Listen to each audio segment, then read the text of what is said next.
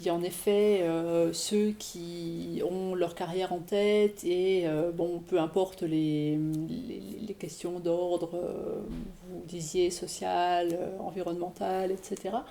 Il y a aussi toute une partie de la population qui fait attention à être en phase avec son environnement et à trouver du sens, donc du sens tant sur le plan personnel que sur le plan commun, donc la vie de la cité en quelque sorte.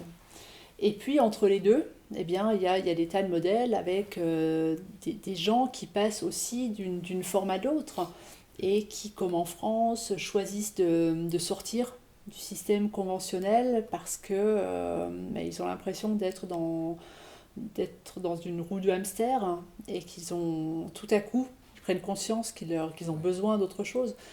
Ça peut être à 20 ans comme ça peut être à 50 ans.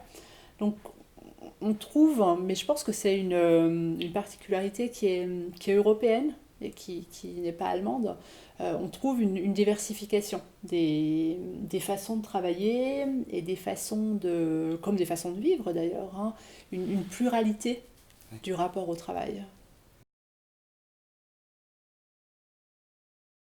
On a ici à Berlin toute une tradition du coaching professionnel. Il y a énormément de formations.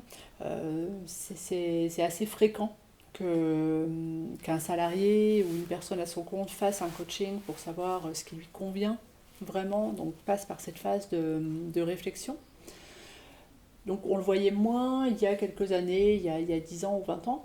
Mais je suis pas sûre que ce soit une spécificité réellement allemande. Enfin, c'est des choses que je vois aussi dans d'autres sociétés européennes.